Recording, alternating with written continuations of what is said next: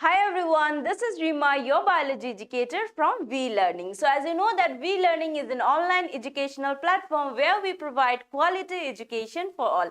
So to get all the benefits from our channel, do subscribe to it, and also don't forget to visit to our website, that is www.v-learning.in, where you will be getting all the pre-recorded videos, the live classes, the animated videos, and also the PDF notes of all these lessons. So let's begin today's class. So what we are going to learn in today's class? So today we are going to start with your new chapter, that is chapter number 12. So in our last class we have finished chapter number 11. So where you have learned about transport in plants, right? So in this chapter you will be learning about the mineral nutrition in plants, okay? You know that nutrition is an important and the essential part of all living organism. Each and every living organism depends upon nutrition, right? That is the food. So in case of plants, you know that plants are autotrophs, right? Plants are autotrophs, so they can prepare their own food, isn't it? With the help of the sunlight, oxygen, right? Water. So they can prepare their own food. So there are various minerals, there are various nutrients which are again necessary for the plants, okay? So this mineral nutrients, from where they are going to uptake? So this mineral nutrients they take up with the help of roots, okay? With the help of roots from the soil, okay? From the soil. So these minerals are very much necessary for the growth and cell division in case of plants. So plants are depending on certain minerals which are present in the soil. For example, that is calcium. Okay, calcium is responsible for cell division in plants. Okay, likewise there's nitrogen. Okay, nitrogen is necessary for the proper growth of the plant. Okay. So there are some nutrients, which functions, and they have got different function in the plants, okay? So some of the nutrients will the plants require in large amount, whereas some nutrients the plant will require in lesser amount, okay? So the nutrients, the essential nutrients are divided into two types, that is macronutrients and micronutrients. So in this chapter, today you will be learning about the hydroponics, that is without soil how we can grow the plant, and you will be learning about the importance of hydroponics, the various essential nutrients, that is macronutrients, micronutrients, and what will happen if the toxicity of these nutrients caused in the plants, okay? And you will be learning about the deficiency symptoms in today's class. So let's begin today's session. This is your part 1, okay? So see, plant nutrition. Now what do you mean by this plant nutrition? So these are all that is the basic nutrients, okay? The basic nutrients which are necessary for the plant for the growth and division, okay? So the basic needs of all living organisms are essentially the same, okay? So as I have said that we living beings, we human beings, we also need nutrition. We take nutrition in the form of food, right? And that is being converted in our body, that is in the form of glucose, right? So in case of plants also, these nutrients are essential for the growth and division. So see, the basic needs of all living organisms are essentially the same, okay? They require macromolecules such as carbohydrates, proteins and fats, water and minerals for their growth and development. So the plants, even the other animals, they require the macromolecules, okay? The macromolecules, the biomolecules which are essential, that is the carbohydrates, proteins, fats, vitamins, minerals, all these are necessary for the living organism for its growth and division. So see here, plant nutrition. So from where the plant is getting the nutrition, as you know that in the soil, so this is the soil, right?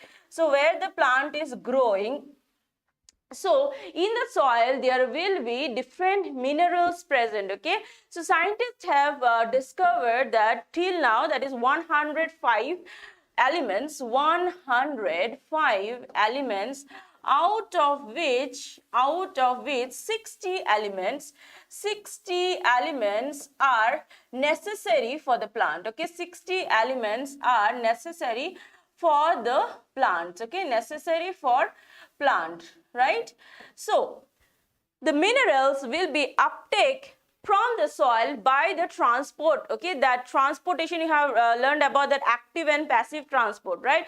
So by this active and passive transport, this mineral, that is by this active transport, the minerals will be uptake by the plants, okay, and it will be reaching to various parts of the plants, right? So by how? By the active transportation. By active transportation, the minerals will be obtained by the plants from the soil. So when this is a plant, let's say this is a plant, okay, this is a plant which is growing in the soil, so there are some essential nutrients which the plant require and some nutrients which the plant does not require for its growth and division. So these are the roots, and here under the soil there will be various ions, mineral ions like potassium, then nitrogen, okay, then calcium, okay. So all these things are necessary for the plants, okay. Again, some minerals will be present in the form of like gold, okay, gold, then sternum, okay. So some of the minerals are not essential to the plants, okay. So when the plants, they occupy this type of minerals, for example gold and sternum, it will cause what? It will cause deficiency symptom or deficiency of nutrients, other nutrients in the plants, okay. So scientists have discovered one technique by the help of which what we can determine which mineral is causing deficiency in the plant, okay. So scientist has discovered, one of the scientists, that is Julius von Such, okay. Julius von Such in the year 1860 has discovered one technique with the help of which we can determine which mineral deficient, that is which mineral nutrient is causing what type of deficiency in the plant, okay. So what is this hydroponics technique? So generally you know that we will grow the plant in the soil, right? But in this technique what we use here, we use purified water and mineral ions, okay. What we are using? We are using purified water and the minerals, okay, which are necessary for the growth of the plant. So here soil is not required, okay. So it is a technique where the plants are grown without soil, okay. So yes, what is this hydroponics? It is a technique of growing plants without using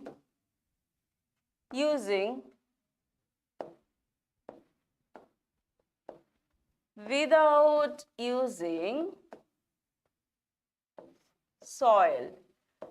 So in this technique, what is being used here? In this technique only purified water and minerals, essential minerals, okay, purified water and what? And essential minerals, okay, essential minerals or the nutrient solution, you can say, okay. Now what happens in this technique? So see here, so this is a plant, okay, this is a plant. So it is being grown with the help of what? With the help of water, okay, and these are what? These are the roots of the plant which are under the water, okay. So here what is present? Here the purified water is present. The water should be purified, okay. It should be free from any kind of impurities. So purified water is present, and what is present? And nutrient solution, okay, nutrient solution. These are the nutrient solution. Now through this funnel, funnel, okay, through this funnel, the nutrient solution are added, okay, through this funnel. So a funnel is being used through this funnel. So nutrients, that is the mineral nutrients, okay, nutrients are added through these funnels. The mineral nutrients are added, and here there is a aerating tube, okay, and there is a aerating tube which is necessary to mix, okay, which is necessary to mix these minerals, okay. So this is what this is, a aerating tube which helps in mixing the mineral nutrients, okay. So slowly the minerals will be added, okay. So what is the advantage of this hydroponics technique? The advantage of this hydroponic technique is scientists can determine which mineral nutrient is causing what type of deficiency in the plant, okay. So whether magnesium is added or not. So if magnesium is not added, what it will cause, like if there is lack of or deficiency of magnesium, the chloroplast of the plant will not be proper, right? So by this the scientists can determine that what type of mineral nutrient is causing which deficiency in the plant, okay. And also what is that, less water is required here, okay, less water is required in this technique. Next, okay, now how this hydroponic technique is being done? Now how it is being done, there is one chamber which is containing purified water and what, and the minerals, okay, and the nutrients,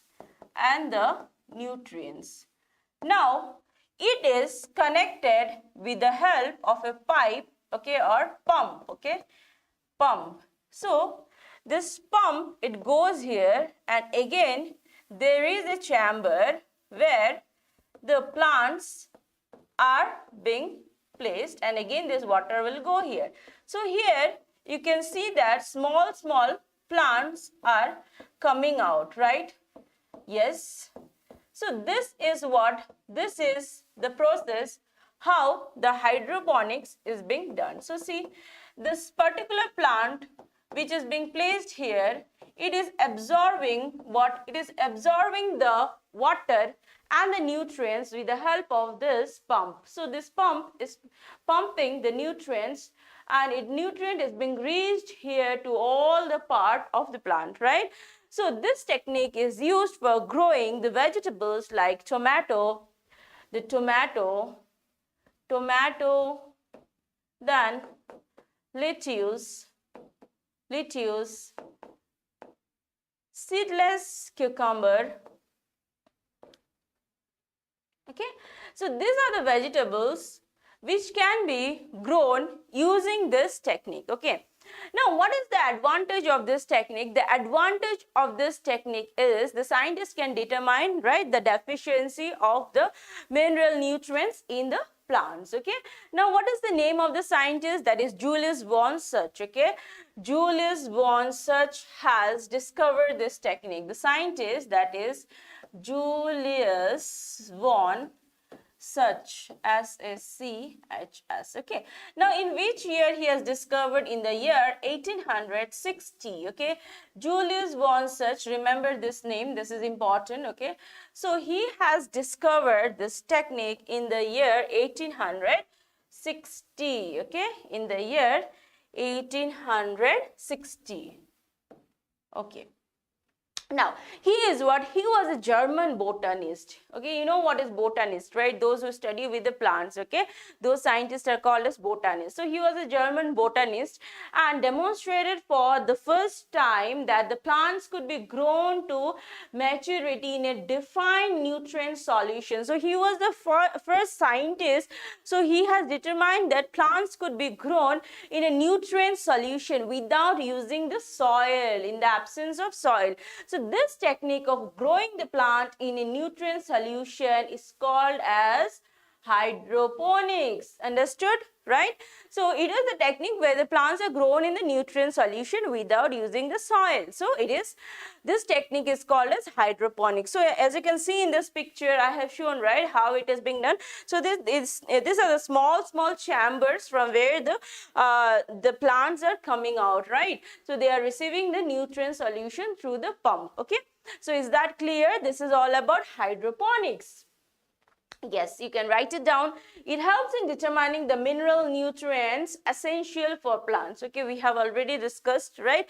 So the scientist will be able to determine which mineral nutrient is functioning, what is the function of each mineral nutrient using this technique. Okay, and it is a soil-free method, right? And this method requires purified water and nutrients, mineral nutrients. This method helps to identify the deficiency of essential elements, right? This is important. So what is the function of this? It is helping to identify the deficiency of the mineral elements in the plants. So hydroponics is used for the commercial production of tomato, seedless cucumber and lettuce. Okay. So next, move into the next topic, that is criteria for essentiality. So what are the criteria for essentiality? There are various criteria for the essentiality of the nutrients. First thing is the mineral nutrient should be available to the plant. Okay, the mineral nutrient should be available to the plant, and the mineral nutrient should not be replaced. Okay, for example, nitrogen is required for one plant. Okay, so it cannot be replaced with calcium. Okay, the plant needs nitrogen. These are the essential nutrients which are necessary. They need it for their growth and reproduction. So it cannot be replaced with other nutrients. If you give phosphorus in place of nitrogen, then the hormone function will not be proper. Okay, for example, nitrogen is responsible for producing the auxin hormone, right? So it will not be able to the roots will not be able to produce the auxin hormone. In place of nitrogen, if you give the phosphorus or potassium or other hormone, okay, other mineral elements, sorry. So yes, the elements must be absolutely necessary for supporting normal growth. So this is what number one. It should be absolutely necessary. Okay, so these elements should be necessary, absolutely necessary for the normal growth and reproduction. In the absence of these elements, the plants do not complete their life cycle or set the seed. So if these mineral elements are essential mineral elements are not given to the plant, they will not be able to produce seed, they will not be able to reproduce. Okay, the requirement of the element must be specific. Okay, that is, I said, right? If the plant requires nitrogen, it requires nitrogen. It should be specific. Okay, so the essential nutrient, what are the criteria? It should be specific or non-replaceable. Okay, it is non-replaceable. It cannot be replaced with any other nutrients. Okay, and the deficiency of one element cannot be met by other elements. Okay, if the plant is needing magnesium, okay, it cannot be met with the manganese. Okay, so the plant requires magnesium, means it requires magnesium for the proper functioning of its chloroplast. Okay, it cannot be made with manganese. If you give this manganese, it will not do the exact function of the magnesium. Okay. Yes, the element must be directly involved in the metabolism. Okay, so the third one is what? The second one is it is not replaceable, and the third one is it should be directly involved in the metabolism of the plant, that is proper functioning of the plant. Okay, that is growth and division. Yes, next is what? Yeah, classification of elements. So the elements, they are classified. There are 17 essential elements. There are 17 essential elements, out of which they are classified into two types, that is macronutrients and micronutrients. So out of which there are 9 macronutrients and 8 there are 9 macronutrients, yes, and 8 macronutrients, 9 and 8 micronutrients. Okay, so there are 9 macronutrients like carbon, nitrogen, then sulfur, okay, phosphorus, potassium, These are all the macronutrients, and the micronutrients like the boron, zinc, iron, okay, these are all the micronutrients. Okay, the macronutrients are required by the plants in large amount, okay, in larger amount whereas the micronutrients are required by the plants in smaller amount. Clear? So a smaller amount. Now what is this macronutrients? Macronutrients are generally present in the plant tissue in large amount, okay, so it should be more than 10 millimole per kg, okay, it should be more than what? More than 10 millimole per kg of dry matter, okay, of dry matter. Now, what do you mean by this dry matter? You know that the body, our body also made up of water. That is 70% of our body is made up of water. In case of plants also, their body is also made up of water. So remaining, that is leaving the water, whatever the matter the plant need, that is called the dry weight. Okay, plant needs water, okay, plant needs water in huge amount, okay, leaving water, whatever the nutrients the plant need, that is called the dry matter. Understood? Yes. So more than 10 millimole per kg, okay, and of dry matter, that is macronutrients, okay, and the macronutrients include, what are the macronutrients? The macronutrients are carbon, okay, hydrogen, oxygen, then nitrogen, phosphorus, sulfur, potassium, calcium, and what? And magnesium, okay, and magnesium, okay.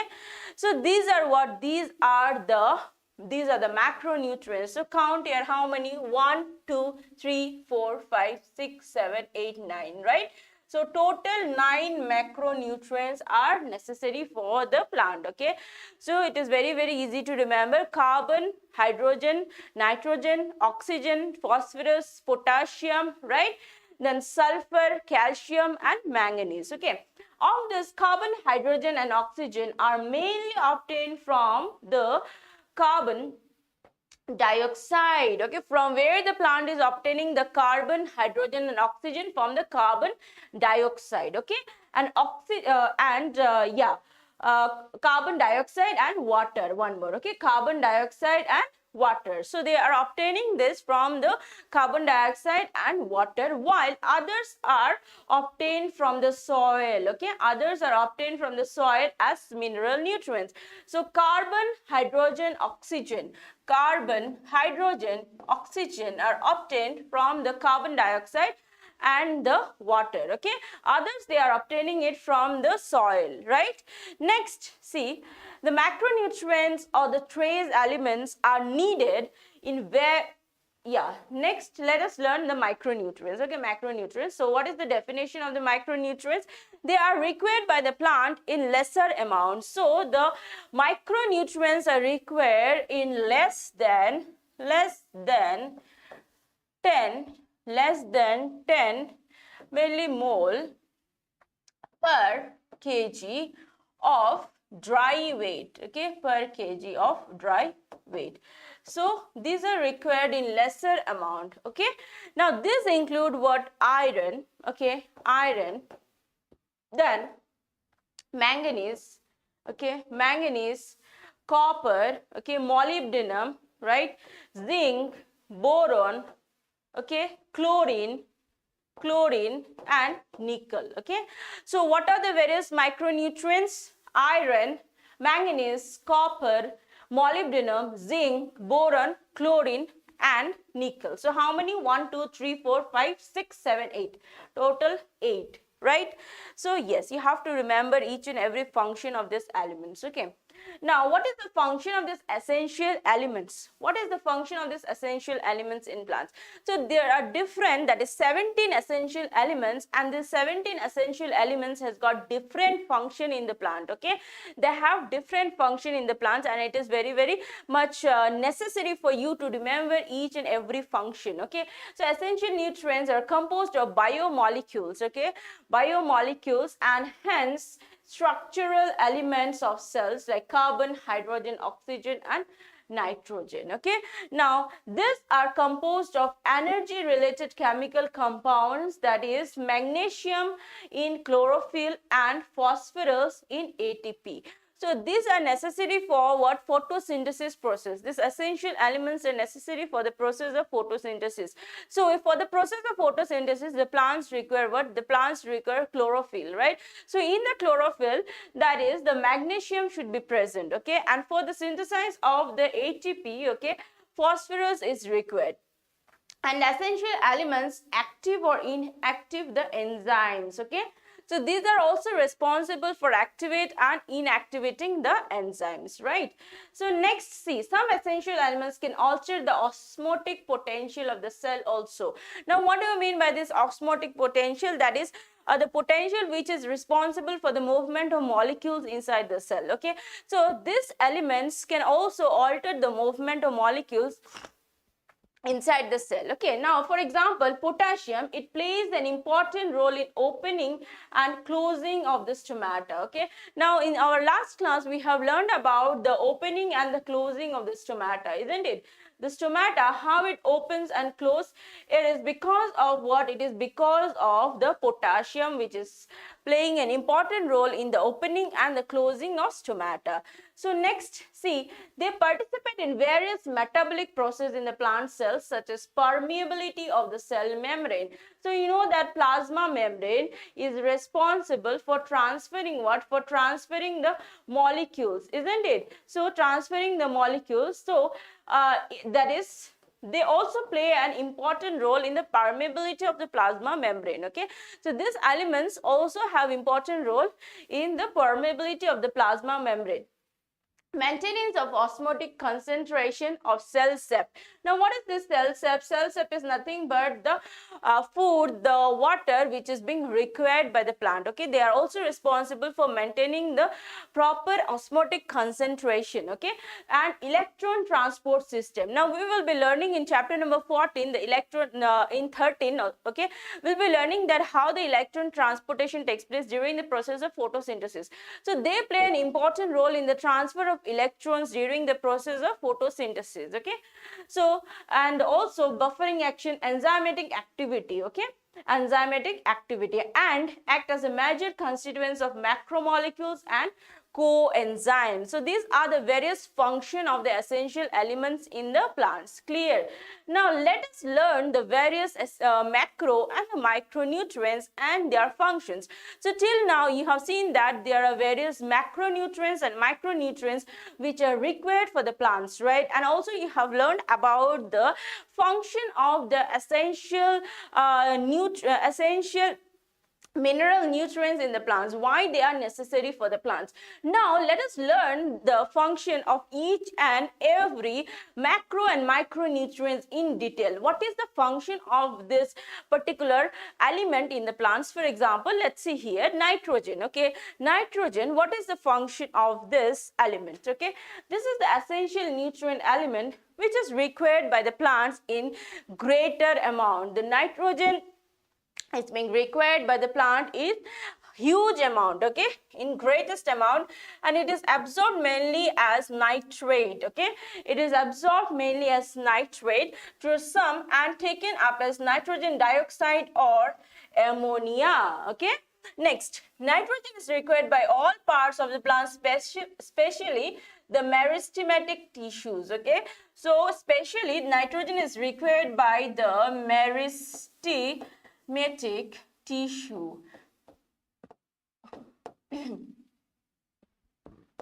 Meristematic tissue and metabolically active cells. Okay, and the metabolically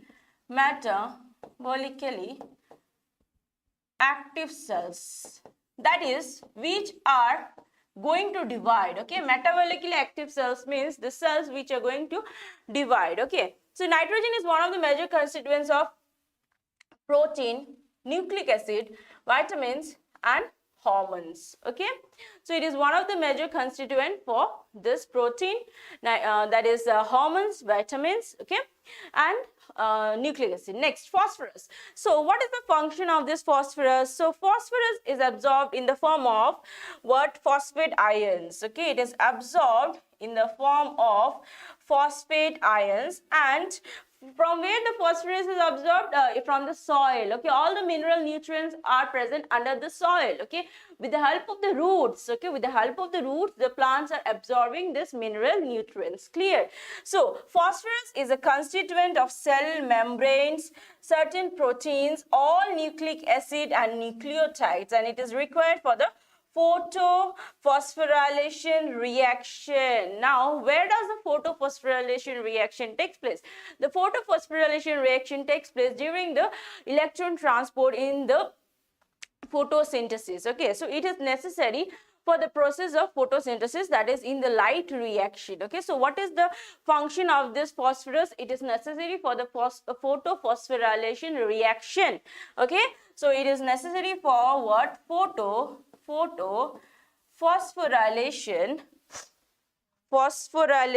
reaction. Okay, yeah, you can write simply as phosphorylation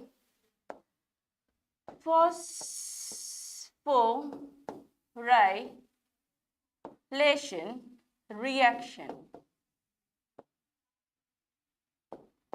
So this is the function of phosphorus. Clear? So next element is your potassium. So the potassium is obtained from the soil in the form of potassium ion, that is K+, potassium ion. Okay, so in plants this is required in more abundant, okay, nitrogen, potassium and phosphorus. Okay, so NPK, you have heard this, right? NPK, these are the most abundant nutrients for the plants. Okay, that is, these are the fertilizers which are necessary in larger amount. Okay, nitrogen, potassium and phosphorus, so these are required in larger amount. Okay, so more abundant, and where it is responsible for the growth of meristematic tissues. Okay, the meristematic tissues are the active tissues, right? So they are required by the meristematic tissues, the buds, the leaves and the root tips. So potassium, what is the function of this potassium? It helps in maintaining the cation anion balance, that is anion cation balance in the plants. Okay, anion cation balance in the cells of the plants, and it is also involved in the protein synthesis, opening and closing of stomata, activation of enzymes. So see, so many functions of this potassium, right? So what are the functions? Like opening and closing of stomata, activation of the various enzymes, right? Then it is also required by the meristematic tissues, isn't it? Then what it is also maintaining the turgidity of the cells, right? So see, so many function it is doing in case of the plant. So it is required by the plant in larger amount, right? So what are the various function? It is required for what? For the meristematic tissue. The meristematic tissue requires this potassium. Okay, the meristematic tissue requires this potassium. So it is being required by the leaves, by the roots, by the buds. So what is the function of this potassium? It is responsible for what? Maintaining the anion cation balance. Okay, anion cation balance in plants. Then it is also responsible for the opening and closing of stomata. Now it is also responsible for maintaining the enzyme activity of the enzyme, and also it is responsible for the protein synthesis, right? It is also responsible for the protein synthesis, isn't it? Protein synthesis. So these are the function of potassium. Okay, these are the function of what? These are the function of potassium ion in plants. Okay, now what is the function of this calcium? Calcium is responsible for the cell division in plants. So calcium is responsible for cell division. Now you have studied in chapter number 10, right? In chapter number 10 you have studied, right, how the cell divides. So when the cell divides, so here you have seen that the spindle fibers, isn't it, that is here the cell, okay, sorry, here the chromosome, okay. So here the chromosome, and here these are what? These are the mitotic spindle fibers, okay, mitotic spindle fibers. So calcium is responsible for the formation of what? For the formation of mitotic spindle fibers, okay, mitotic spindle fiber, which is necessary for the cell division of the plants, okay, of the plants. Clear? So plants absorb calcium from where? From the soil in the form of calcium ions, okay. So they absorb all the mineral nutrients in the form of ions, okay. So calcium is required for the meristematic and differentiating tissues, okay. So it is required, number one function is what? It is required for the meristematic and the differentiating tissues. Then it is also required during the process of cell division. Number two is it is required for the process of cell division. So and also it is being required for the synthesis of cell wall, particularly as calcium pactate in the middle lamella, okay. Now you know that the plant cell has got various parts in the cell wall, right. The cell wall will be having primary cell wall, secondary cell wall, tertiary cell wall, right. So during the formation of the middle lamella, this is necessary, okay, that is calcium is necessary for the formation of middle lamella of the cell wall of the plant, okay. So this is the function of what? This is the function of calcium. Let's move into the magnesium. So what is the function of this magnesium? Magnesium, it is absorbed as magnesium ions, okay. Now it activates the enzyme of respiration. So it is necessary for the process of respiration, okay. Next, it is necessary for the process of photosynthesis, and also it is necessary for the synthesis of DNA and RNA in plants, okay. Next, magnesium is a constituent of a ring structure of chlorophyll, okay. So magnesium is an important element which makes the structure of the chlorophyll, okay.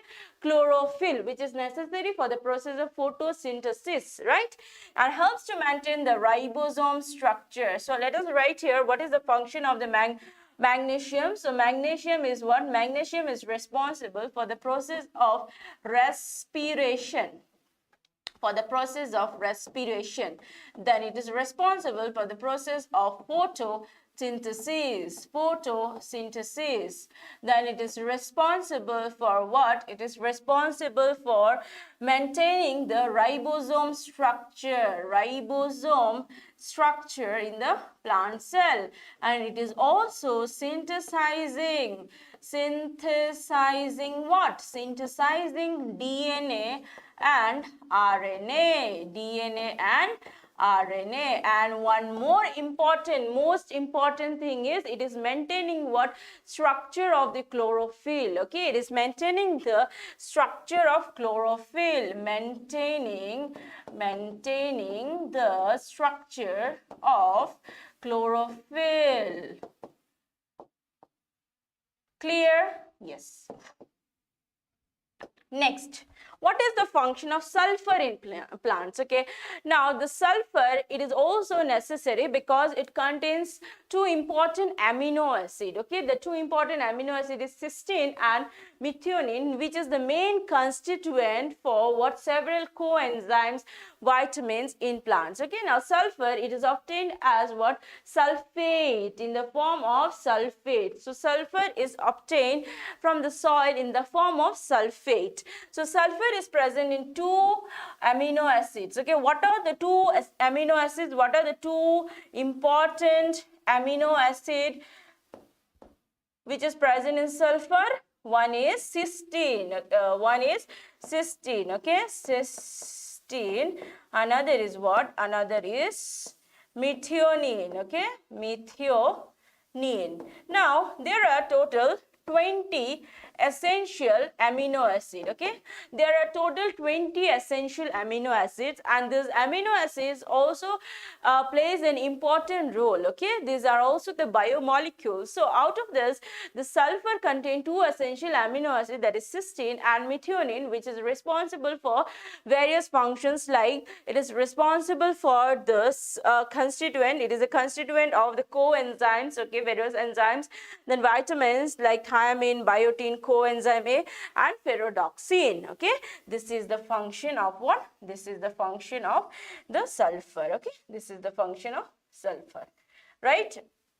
Let's move into the next element, that is what? That is iron. So here we are talking about what? Here we are talking about the micronutrients. These are all the micronutrients. Okay, now first micronutrient, let's talk about iron. Okay, let's talk about iron.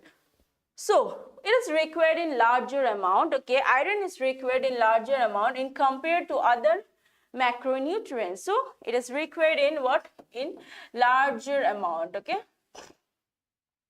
it is an important constituent of what? It is an important constituent of proteins involved in the transfer of electrons like ferredoxine and cytochromes. Okay, so it is involved in the transfer of electrons. So transfer of electron. What is the function? Transfer of electrons. Okay, transfer of electrons. Next, it activates what? So it is necessary during the electron transfer. It activates the catalase enzyme. Okay, it activates the catalase enzymes, and it's essential for the formation of chlorophyll. So iron is essential for activating the catalase enzyme, and it is also essential for what? For the formation of what? For the formation of chlorophyll. Chlorophyll.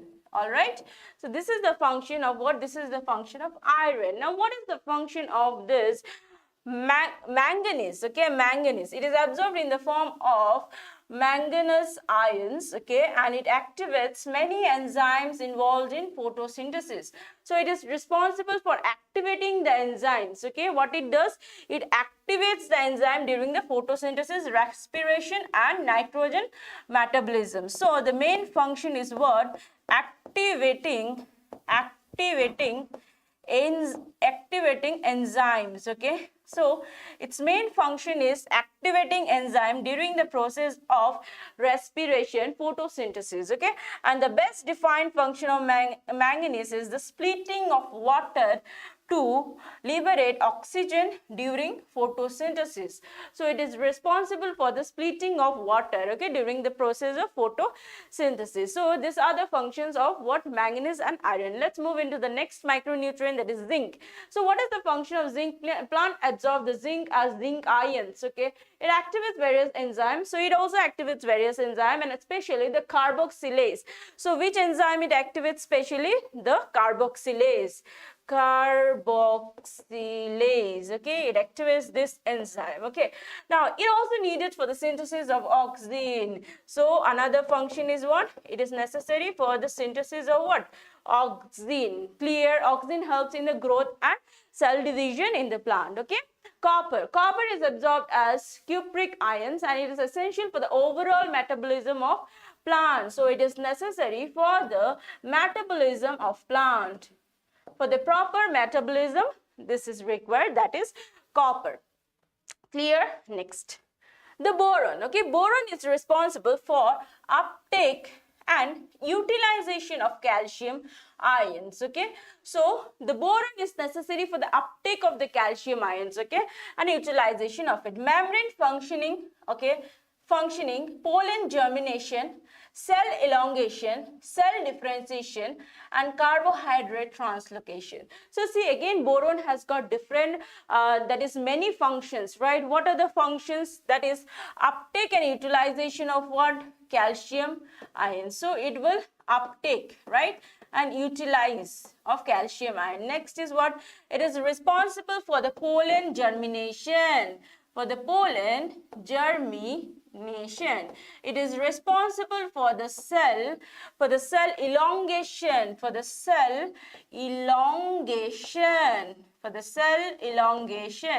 Next, it is responsible for cell differentiation and carbohydrate translocation.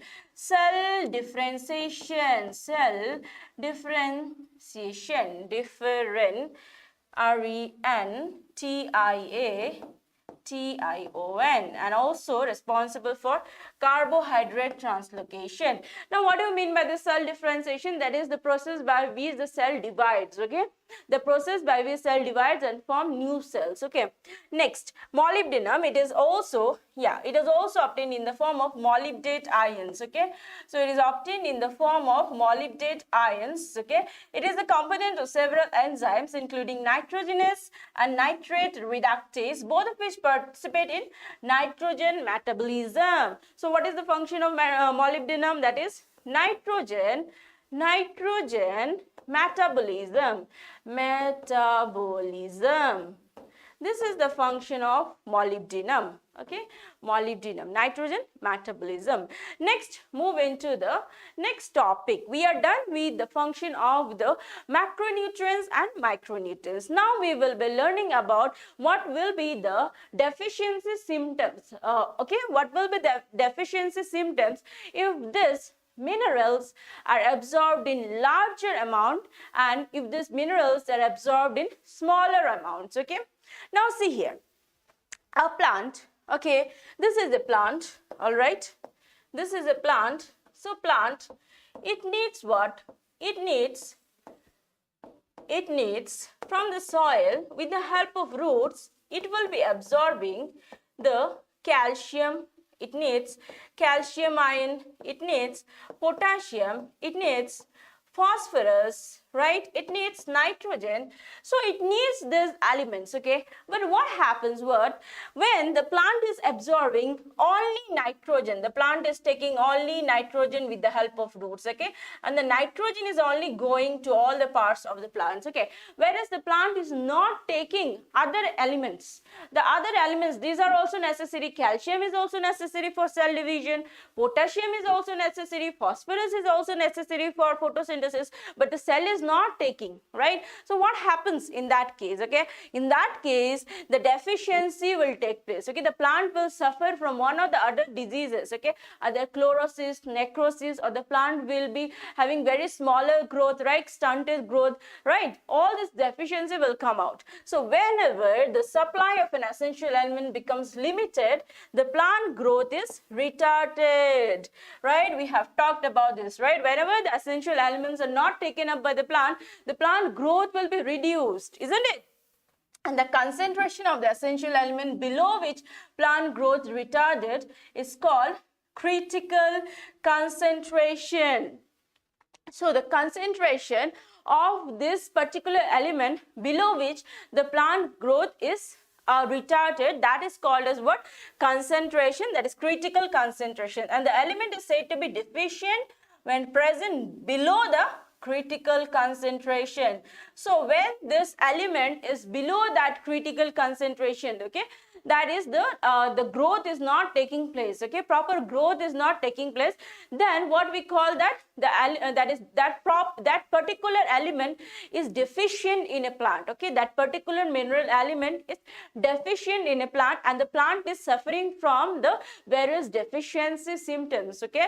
So, what are the various deficiency symptoms in plants? So, chlorosis, necrosis, stunted growth, okay, then permanent fall of leaves and buds and the inhibition of cell division. So, these are the various deficiency symptoms you will see in the plants when the plant is not getting proper amount of nutrients, okay.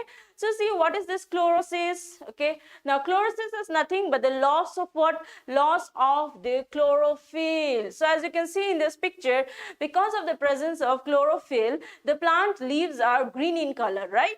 But whereas you will see that it is turning into yellowish in color, right? Yellow in color. It is what? It is the deficiency of what?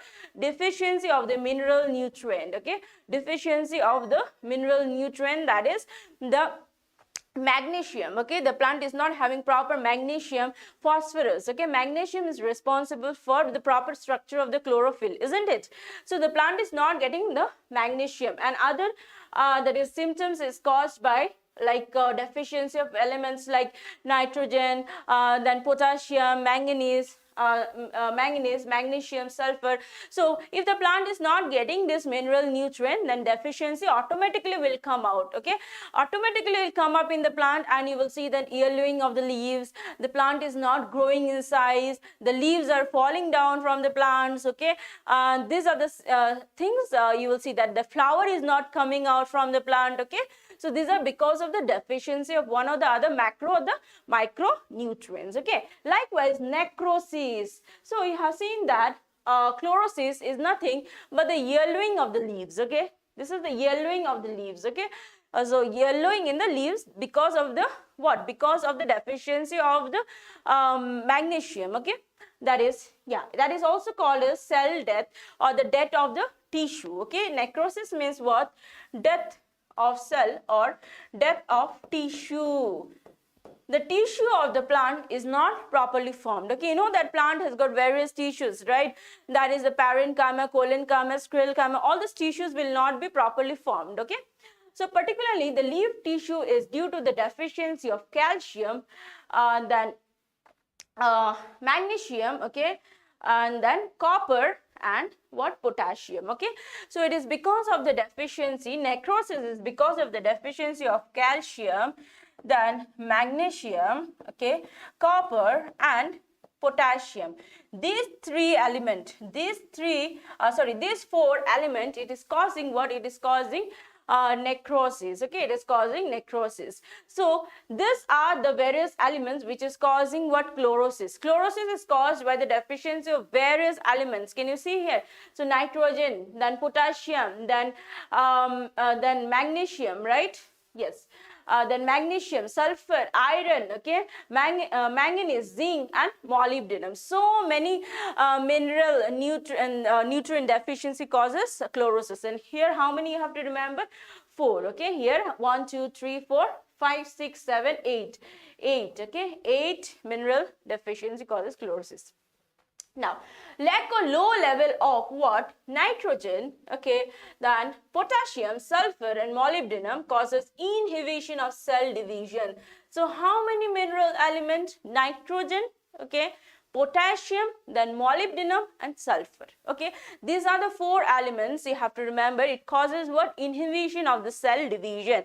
That is, the cell cannot divide properly, okay. Some elements like nitrogen, sulfur, molybdenum delay the flowering in their concentration in plants if their concentration is low in plants. So if the plant is not getting proper amount of this nitrogen, potassium and molybdenum, what happens? How many element here? 3 element, okay, 3. Nitrogen, then molybdenum and 1 sulfur, okay. Then what happens? The flowering will be delayed, okay. The flowering in the plant will be delayed if their concentration is low, right? Yes. So what do you mean by this toxicity of micronutrients? Now you have learned that the deficiency of these nutrients will cause various diseases, right? Now what is this toxicity of the micronutrients? Now what happens here is, if for example the magnesium, okay, if for example the manganese, okay, this is a leaf, okay, this is the leaf, okay. Now if manganese is absorbed in larger amount, what it will cause? It will cause browning of the leaves, okay. So manganese, if it is obtained in large amount, so because of this manganese, other nutrients will not be absorbed by the plant, right?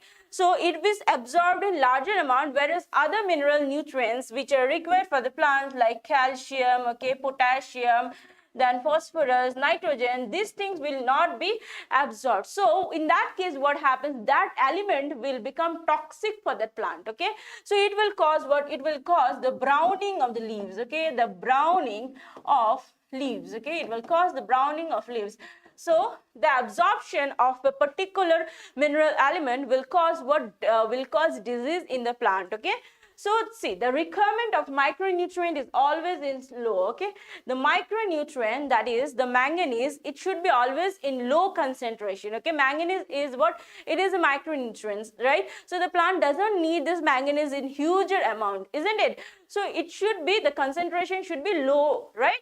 And yes, while their moderate decrease causes the deficiency symptoms and moderate increase causes toxicity. So if the manganese is obtained in larger amount or huger amount, what it will cause? It will cause toxicity. It will become toxic for the plant, okay. And where and if it is absorbed, that is in it is not absorbed properly, then also it will cause deficiency, okay. It should be, that is the a minimum concentration should be maintained, okay. It should not be high, too high, or it should not be too low, right? That is, any mineral ion concentration in tissue that reduces the dry weight of the tissue by about 10% is considered to be toxic. So if the mineral ion is reducing the concentration, and that is, if reducing the dry weight by 10%, that mineral element will be considered as toxic, okay. That is, there should be that is, the plant needs these mineral elements at a particular level, right? It should not be high, it should not be low, okay. Next, the symptoms of manganese toxicity in the appearance of brown spots surrounded by the chlorotic vein. So you will see, what if the manganese is obtained in higher amount, what happens? That the brown color spots will be there in the leaves, right? As you have seen in this picture, right? It will appear brown color in the chlorotic veins, okay. Veins, these are what? These are the veins, okay. In the veins, okay, in the veins there will be spots, okay. There will be spots, brown color spots, okay. So manganese competes with iron and magnesium for uptake and with magnesium for binding with the enzyme. So it will not allow what? It will not allow the iron and the magnesium, okay. It will not allow the iron and magnesium to bind to the roots and being uptake, okay. So it will compete with iron and magnesium, okay. So manganese also inhibit the calcium translocation. So calcium also cannot be obtained. Calcium ions also the plant cannot obtain, okay. So yes, which is required in the shoot apex, okay. Therefore excess of manganese may in fact induce deficiency of iron. So if the manganese is obtained in huger amount, what happened? There will be deficiency of iron, then magnesium and calcium. So if the manganese is obtained in higher amount, there will be deficiency of what are the various mineral element? That is iron, right? Then magnesium and calcium, okay, and calcium. These three mineral element will not be obtained, okay. The plant cannot obtain because of manganese. Manganese is being obtained in a huge amount, right? Because of this, the plants cannot uptake the iron, that is the magnesium, right, and the calcium, okay. Yes, so it will become toxic, okay. This will become what? This manganese will be becoming toxic. This manganese will become what? This manganese will become toxic for the plant if the concentration is high, okay. If the concentration is high, the manganese will become toxic for that particular plant, okay, and the plant will be suffering from the deficiency of this type of elements like iron, then magnesium and calcium, okay. Next, what is the mechanism of absorption of element? We have already learned in the chapter number 11 how the transportation of the mineral ions takes place, right? That is by the two process, that is passive and active transportation, isn't it? Passive and active transport. So what happens in passive transport? There are two types of passive transport. One is simple diffusion, one is simple, right? And another is what? One is simple diffusion and another is facilitated diffusion. So in passive transport, there is no requirement of ATP. No ATP is required. It is not against the concentration gradient, right? The molecules are moving from higher concentration to lower concentration. Here the molecules are moving from high concentration to low concentration, right? But in case of active transport, it is against the concentration gradient, right? Here the molecules are moving from low to high concentration. Here there is requirement of ATP, that is energy is required, right? Next, what? Here we have seen one pump, right? What is that pump? Na plus K plus pump, right? Which is responsible for moving this mineral ions. So the passive movement of ions into the apoplast usually occurs through ion channels, the transmembrane proteins, and that functions as selective pores. Now, do you remember that apoplast pathway and the symplast pathway? You have studied this diagram, right? We have studied this diagram in our last class, isn't it? That is the molecules which are moving through the cell wall, right? Through the cell wall, that is they are moving here, and then in the endodermis they cannot cross because there is a Casperin strip, right? Casperin strip, because of which they cannot move and they come into the plasma membrane again, right? And symplast means what? Symplast means they are crossing the cytoplasm and going to the xylem, okay? So which we have studied, right? The apoplast and symplast pathway, right? Apoplast and symplast pathway you have studied, right? Symplast pathway. So by this pathway, through the roots, these molecules are entering, okay? These molecules enters through this apoplast and symplast pathway, and it's being transferred through the ion channels and the various selective pores, okay? So this is how the transportation of mineral ions takes place, okay? Now, what is the mechanism of absorption? On the other hand, the entry or exit of ions to and fro from the symplast requires the expenditure of metabolic energy, that is through the symplast. In the symplast pathway, they require energy in the form of ATP to transfer the ions, okay? So for the exit or entry into the cell, right? So the movement of ion is usually called the flux, okay? When the ion is moving, okay? If this is a root, okay? The root is taking the ion, okay? They're taking the ions from the soil, okay? These are the ions. The root is taking the ions from the soil to the various parts of the plant. So this movement of ion is known as what? Is known as flux. Flux is nothing but the movement of ions from the soil, okay? From the soil to various parts of the plants, okay? The ions will be taken up by the roots and it will be going to various parts of the plants, okay? That movement of ions is called as what? Is called as flux, okay? It's called as flux. And the inward movement into the cell is called influx, okay? And outward movement is called efflux, okay? When it is going inside, it's called as influx, and if it is going outside, it's called as efflux, okay?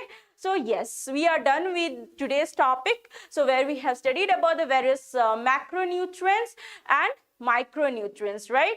So I hope you have understood what is being discussed in today's session. So if you find this video useful, do like it and also share it with your friends so that they will get benefit out of it. I will meet you in my next session where we will be learning about the nitrogen cycle and the nitrogen fixation. So till then, take care and bye-bye.